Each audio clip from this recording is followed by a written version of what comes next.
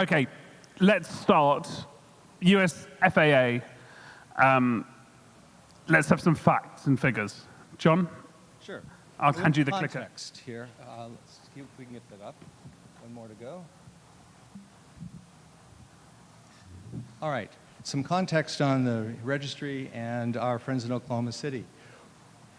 Size of the industry, 18 aviation title companies, represented one by Bruce, 6 law firms, FAA Special Counsel, represented by Scott, and then the Mike Monroney Aeronautical Center, the FAA Oklahoma City. This is the heart of our industry, and should give you a better idea of what it consists of. The Mike Monroney Aeronautical Center has over 7,500 federal employees. It's a campus outside of downtown Oklahoma City, one of the 10 largest employers in the Oklahoma City metro area. All private commercial airplanes in the United States are registered through the registry in Oklahoma City. Air traffic controllers are trained there. And if you're like me, you wonder, why Oklahoma City? How did that happen? And the answer is, if I can hit the right button, the answer is Almer Stillwell Mike Monroney, who was a longtime congressman and then later senator from Oklahoma. In the 1950s was chairman of the Senate Aviation Subcommittee. He wrote and sponsored the FAA, the Federal Aviation Act in 1958 that created the FAA and, oh, by the way, placed the registry in Oklahoma City. Consequently, our industry is based in Oklahoma City. But if you think that's all Monroney did, there is more to his story. He also was the person who was responsible for the financial disclosure, the sticker that you see on every car that you ever buy. He developed that in the 1950s, wrote the legislation, got it passed in order to protect returning servicemen from the wars in buying their first car in the 1950s. So we have a son of Oklahoma here who's responsible for 2 different major innovations in 2 different industries. Sadly, you explained who he was before I'd got the Slido question launched. But it is interesting that 66% of the people in the room are just going for the wrong answer. I do worry. So last thing here, 2 years ago I had a chance to visit Oklahoma City and the Aeronautical Center, and after years of working in the industry, it was a revelation to me. So if ever you want to schedule a visit, it's possible. There's information here on how to do that, and they'll even show you the famous window and what it looks like and how it operates. Is it worth getting the fast pass? I'll defer that to my friends from Oklahoma City. You certainly need one to be able to get on, so it takes a few days to get cleared. And also, if you're going to come to Oklahoma City, let Bruce or I know, because we'd love to take you out there or help organize the trip.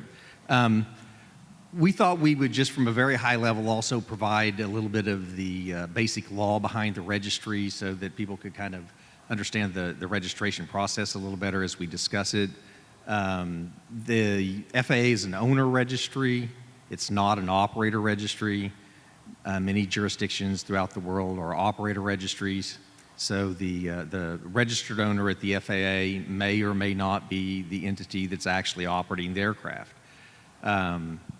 You have to register in the real name of the owner. You can't just hire a buddy to hold title and register the aircraft in his or her name because you don't qualify as a citizen to register. You have to register the aircraft, in the real owner's name. There are 3 basic types of entities that we see, or registrations that we see. Normally, one is an entity that's a citizen of the United States, a registered alien, or based and primarily used registration. And a lot of people don't realize the based and primarily used registration is available, but if you have a U.S. corporation, it can't be an LLC, but if you have a U.S. corporation and the aircraft is based in the United States and primarily operated in the United States, then you can register the aircraft in the name of that corporation without meeting any of the citizenship tests. Scott, how would you compare it to foreign registries? In terms of customer service, in terms of privacy for owners? Yeah, I think the good thing about the FAA is it's been around a long time, and there's a tremendous amount of history and law behind U.S. registered aircraft. It hasn't always been the most user-friendly place to work with, but the local community in Oklahoma City pretty much buffers that and has been able to, help people understand all the tribal knowledge rules that the FAA has on, what it takes to register or perfect an interest. So I think all in all, it's not horribly unfriendly, but as we'll talk about later, there are some big changes that will happen at the FAA within the next 3 years. And Bruce, how important is business aviation to the registry? Now, how many aircraft are we talking? Well, I think relative to the other registries around the world, the FAA Civil Registry is still the 800-pound gorilla. To date, looking at it a couple weeks ago when I checked on the statistics, there were 294,000 aircraft registered there.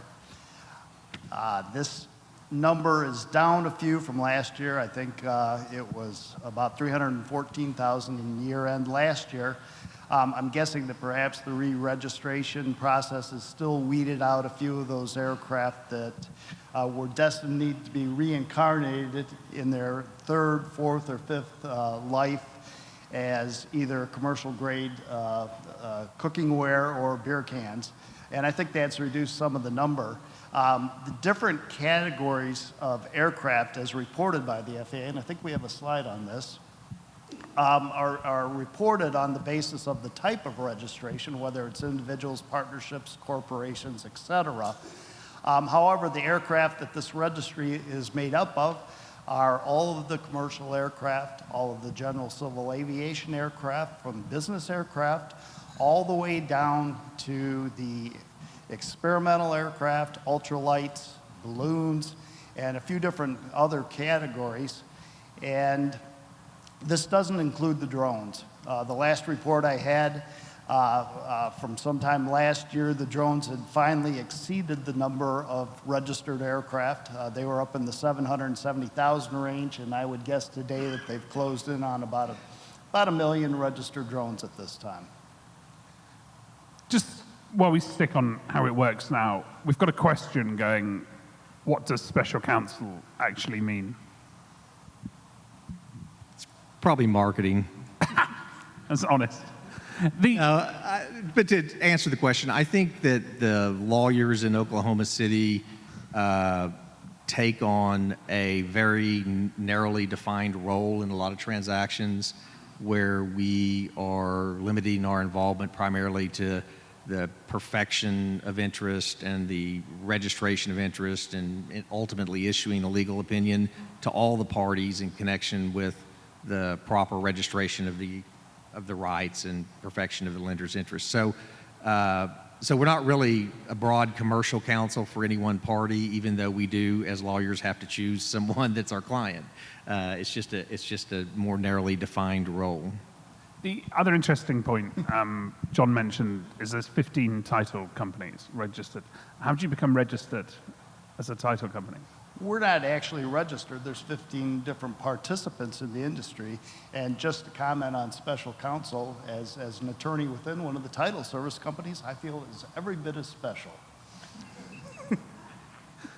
That's good news. Okay.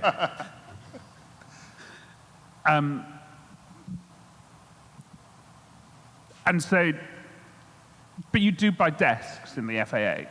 Oh, yes, yes. In the public documents room, it's basically, I always equate it as my layman's description of that. It's like being a trader on the stock floor exchanges, except that each of the companies that work within the public documents room have desks in the room. Our company has 3 desks. I'm sure, Scott, your company has a number of desks as well. as well as some of the OEMs and other title service companies and law firms. So that the people working in there actually have computers, that they're sitting at desks in the PD room and working on aircraft registrations. Except it's more lucrative than being a futures trader. And then, so we've had a nice overview of the FAA now. There's been a lot of talk about changes. Are we ready to go through those? Oh, sorry.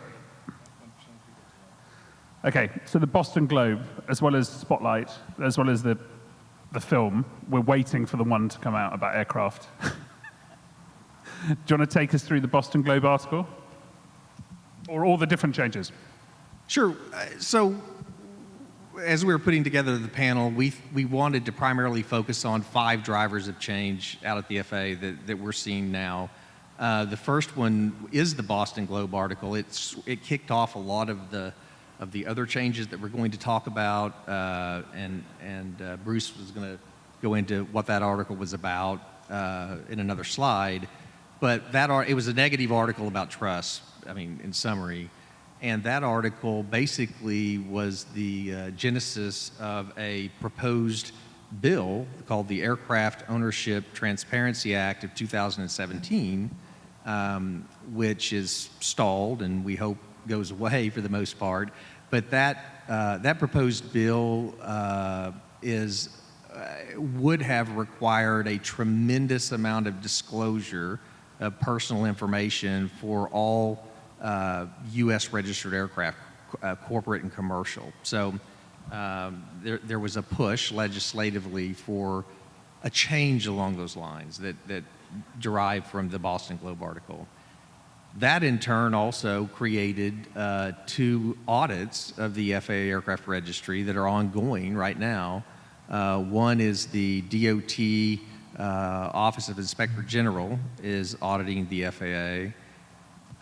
And another is the the Government Accountability Office is conducting a completely separate audit of the FAA on its own.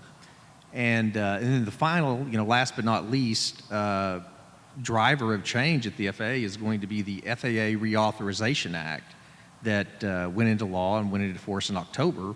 And it's going to provide for a number of really big changes at the registry. Bruce, are you surprised that 86% of people in the room didn't see the article? I am, because in essence, it did cause somewhat of an uproar in our industry. Back in September of last year, there was a series of articles published by the Boston Globe, the first of which of these articles focused on the trust services industry, part of our industry. And it was somewhat sensationalistic, the way the article was approached, but basically it was talking about the fact that there were certain criminal elements, drug folks that were hiding behind the non-citizen trusts to be able to register aircraft in the United States, and the FAA at that time came under a great bit of criticism. Now, there were some industry groups in the trust services industry that got together. I think they formulated some really good responses and campaigns, and I think they were all optimistically hoping that after the fanfare from this article died down, which, looking at the response, if that many people weren't even aware of it, I think that was their hope, is that everything would sort of disappear and that they tried to answer all the questions and concerns about this situation. But what happened is that in February, at the end of February of 2018, earlier this year, the DOT announced that the Office of the Inspector General was going to conduct an audit of the FAA registry. And this audit was being pushed by a couple of, well, actually by the 2 committees in either aviation committees, chairs on the House side and the Senate side. And what they were focused on is the fact that there had been some recent oversight incidences, what they call that, as well as the media reports, the Boston Globe article. And what they were asking the DOT to look at the management of the registry, the access to data and information within the registry, as well as the PD room. And again, that's the public documents room, and that's where the folks in the aircraft title industry, the the law firms and the title service companies, that's our world. That's where we live. And the audit's finished? I'll let Scott report. I think you've got some recent information on that. The audits, I think, so the OIG audit, I believe that they're looking at basically two different reports. The first report is one focusing on the efficiency of the FAA and the computer systems and things like that. My understanding from speaking with the registry and the Aeronautical Center Counsel's office last week is that audit or that report is supposed to be issued soon, like maybe this week. I know there was supposed to be an out briefing in connection with the results of that audit to the FAA last Friday. The second part of the OIG's audit is dealing more with safety and oversight of aircraft operated outside the United States and, kind of more of the meaty things. And that is not supposed to be produced until 2019. The GAO audit, we don't have a timeline on that, but we know it's not going to be this year. It's probably going to be 2019. How's the Oklahoma industry reacted? Are you concerned about the audit or not? Are your friends worried about it? Do you think it will make? Well, I think there's some positive things that actually came out of their audit process. One of the things that happened after the announcement was made in late February is that a team of folks from the DOT came down and visited, I don't know how many of the companies, the title service companies and law firms that they had visited, but there were a number of us involved in meeting with that team. And this was a first of its kind event where they sat down with us, they talked to us about how we interacted with the registry, trying to learn more about some of the functions of the people on the outside and what goes on inside the PD room. They talked to us about issues ranging from as mundane as little process nitpicks that we had, as well as the big picture things, document and data security and information. We spent a lot of time talking to them about those issues. Yeah, and I think that the meetings were really helpful for us to understand what they were looking for, but also for Bruce and our firm and others to provide answers to a lot of their questions, because a lot of their questions were based off of misinformation or a misunderstanding of how the system works. For instance, the Boston Globe article that came out really didn't even address the fact that all of the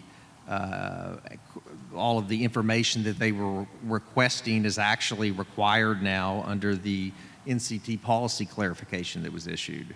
Which is the non-citizenship trust policy clarification. Right, and so they didn't really necessarily understand that the registered owner is not who's operating the aircraft, at least the people asking the questions. So I think it was very helpful, and I think that we were able to answer a lot of their questions in a way that that hopefully, there'll be changes, but I don't think they'll be drastic.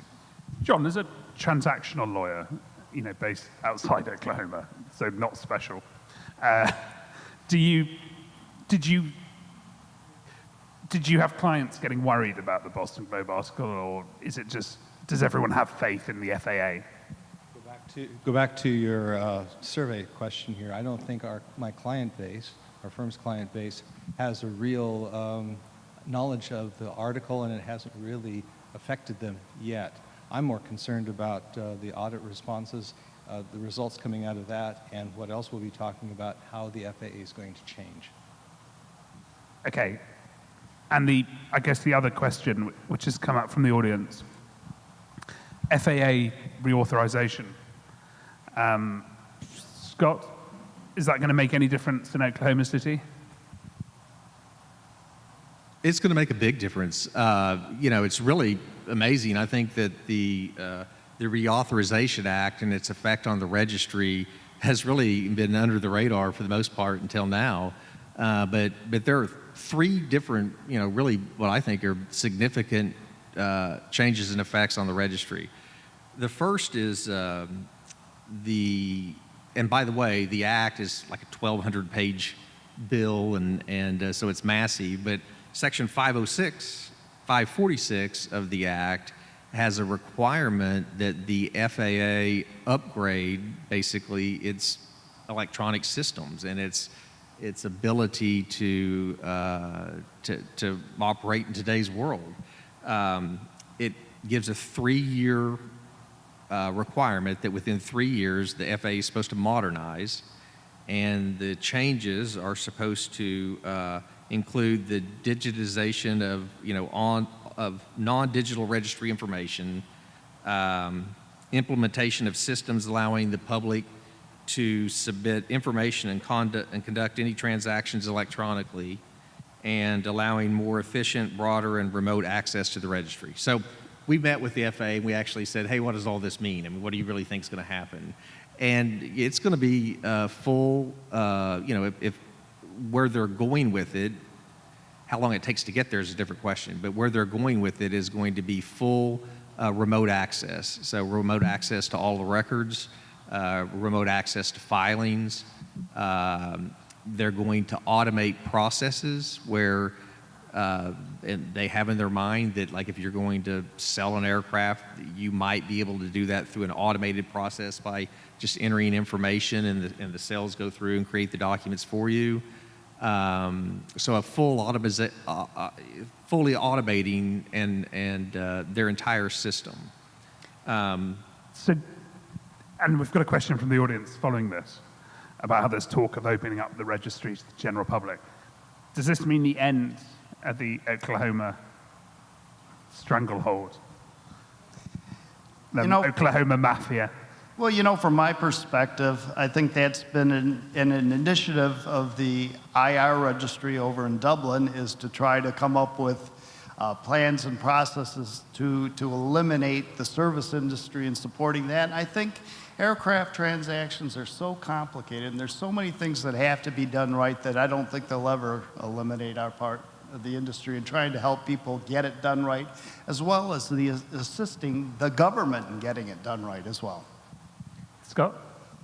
Yeah, it could change. I mean, it definitely could change what we do, but the problem is it's going to take a lot of effort to get to that point, because it's not just a matter of figuring out the IT processes to handle the documentation.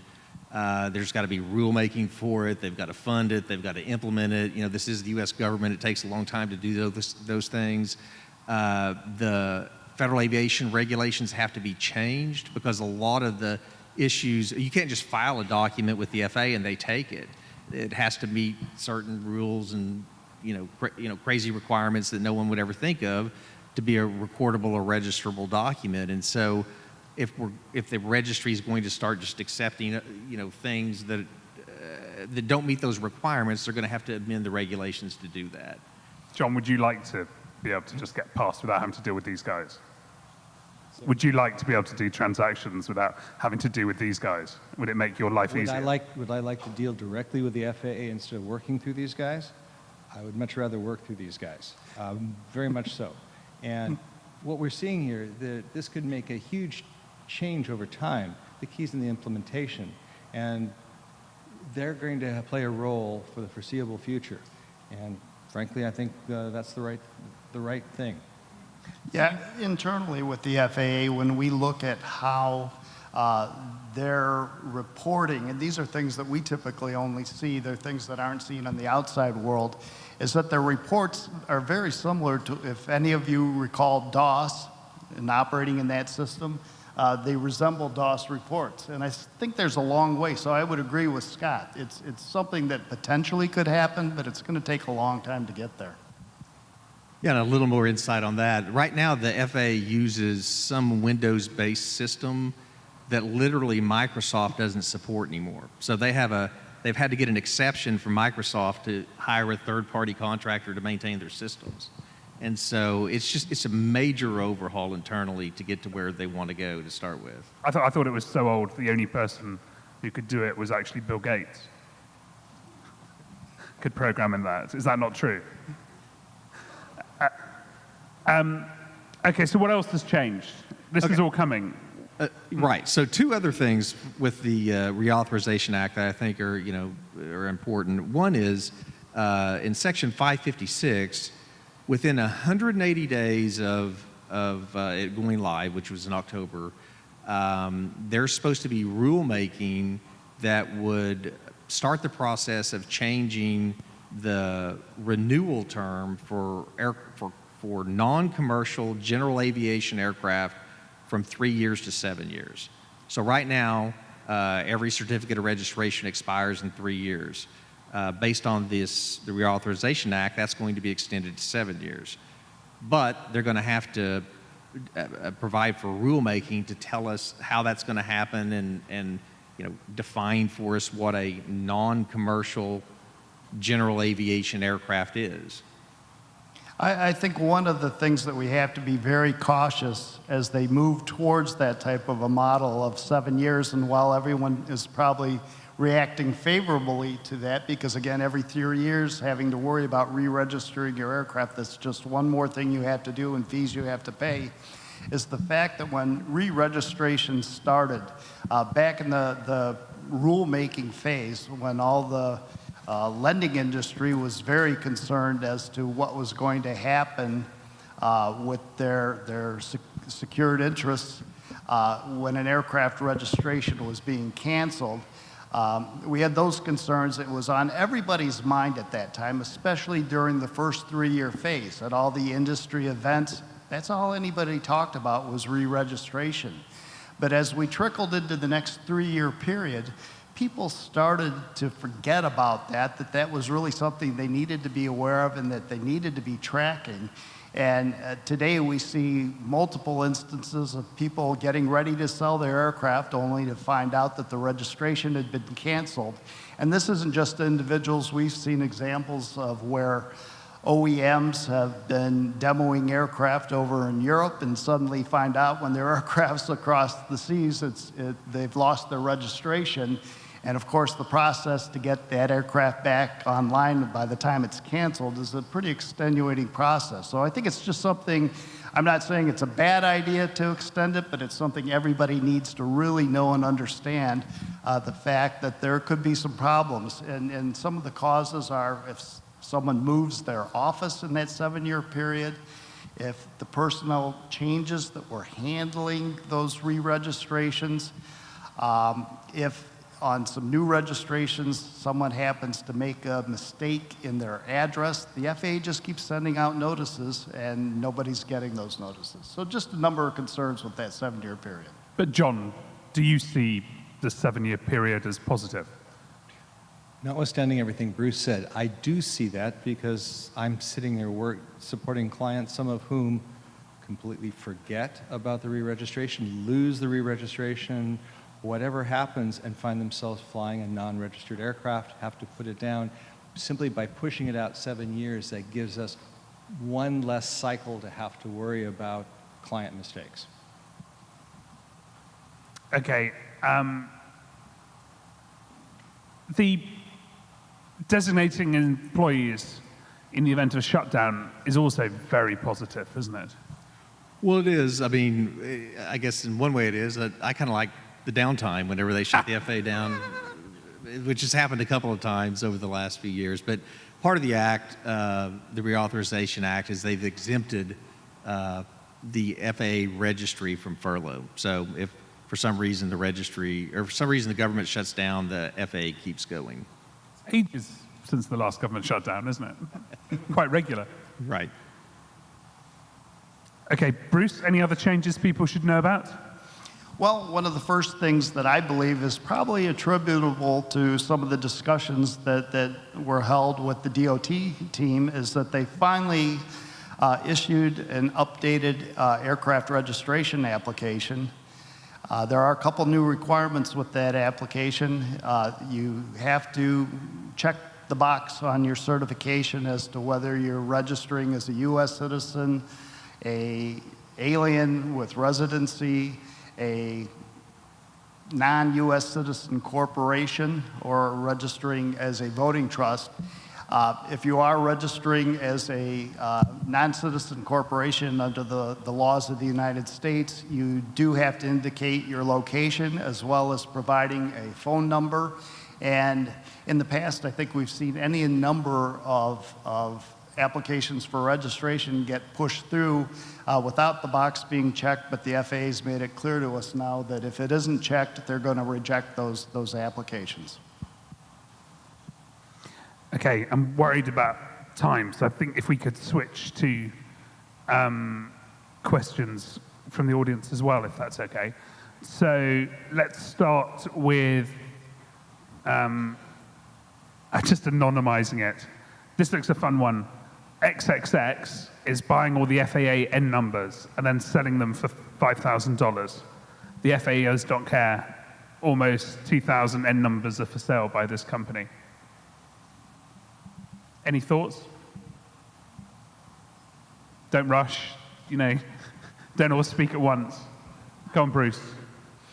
Well, certainly, that's one of the services our company offers, is to be able to help reserve and maintain those N numbers as well as search for those quickly. But as far as someone trying to buy them up, I guess that's our system in the United States. It's capitalism. Yeah, I'm not sure about that. I have some vague memory of there might be a remedy associated with that. Whoever posted the question should send me an email and I'll follow up with them. Okay. Who polices title and escrow companies? John, is it lawyers, transactional lawyers? Is it your job to police it? It's not our job to police, but our experience with each title company and law firm colors who we're going to work with next. And to that degree, we're clear on who we enjoy working with and who we don't. There's no regulation of escrow companies, or is there? That's right. There's escrow companies and/or the law firms really are not regulated like a real estate closing agency. They're not banks, where we hold lots of money. We're not banks. I don't, some law firms and title companies have different degrees of insurance and bonds and protection, but yeah, it's not. They're not regulated. Okay, Chad has got a nice question from AIN. Will the FAA raise registration fees to cover actual costs? It costs me $50 annually to re-register my car, but you can register a Gulfstream for $5 for 3 years. Believe me, that's an issue that I think everybody in our industry is in favor of. That was one of the things that we talked to the audit team about. And it's the fact that definitely they'll be able to improve the resources that they have, the technology, simply by becoming more realistic and not having a fee that was probably generated back when the Wright brothers tried to register their first aircraft. Could you put small wings on a car and register it with the FAA? Okay, so I interrupted you before you got to this. Someone else has said, can you address the digital signature bullet point? John, do you want to talk about digital signatures? I think there are two parts here. One part I think Bruce or Scott should address in terms of what's coming next with digital signatures. What I can address is how much they have helped us in the transactional side of things in terms of closing transactions using digital signatures and no longer always having to rely upon getting blue ink original signatures in a courier packet on time to Oklahoma City to support a given delivery date. I won't tell you how many times we've been tracking couriers going across the country trying to figure out where documents are. Are we going to make closing? Are we not going to make closing? With digital signatures, as long as the signer has computer access, can follow simple directions, you can get a digital signature that is accepted by the FAA that has improved the process. And I would love to see further improvements. I would love to see banks accept digital signatures, because that's where we still have to go back to blue ink original signatures. Yeah, today we can put a digital signature on just about any document that we need to help support an aircraft registration application, from the application itself, the bill of sale, any of the security documents, leases, contracts, powers of attorney, pretty much anything we can affix a digital signature to. So I think it's helped expedite things in the industry. One of the areas that we talked to the audit team about is the fact that the FAA really did a great job with this until they got right down to the end, and they dropped the ball because what they're accepting for filing at the A are printed copies of documents containing legible digital signatures. And the downside of that is the fact that once that document is printed, you lose all those great protections that are in the in the protections within the PDF that's been digitally signed. The contract itself or other document, all of the language in there is protected. If you make one change in the document, it invalidates the document. And of course, that's all lost once you print it out and then file it with the FAA. And it's not part of that title history that they're capturing. But that's one of the things that we talked with the team about, how to make that work, because we're protecting those documents on our side in our company, and we're just waiting for the day when they're able to actually, when the PDF comes into our office and we're holding it in an aircraft transaction to file when the closing happens, we're waiting for the day when the FAA will be able to actually accept that as part of the chain of title. Scott, the other bullet point is as part of the reauthorization, there's a hiring freeze until modernization. Surely that's a huge issue, that the FAA is having to cover 1 million drones. They've got so many people. Is the hiring freeze the FAA holding back innovation? Well, it's not actually part of the Reauthorization Act. It's just what they've chosen to do at the registry. And so they've told us that right now they don't want to train anyone under the old system. So as people retire or quit, they're just not going to hire people to replace them until the new modernized system is in place. So they basically said, hey, that they just need to get more efficient, and we need to be more efficient with our filings and the documentation we submit. So there's a question about RVSM LOAs, but I think it's been argued. Do you agree with the answer that they'll become obsolete? I'd ask my counsel over here about RVSM. Mm-hmm. It's an operational issue that I don't deal with regularly. My understanding is, though the process is underway, that they will become obsolete. Fine. How does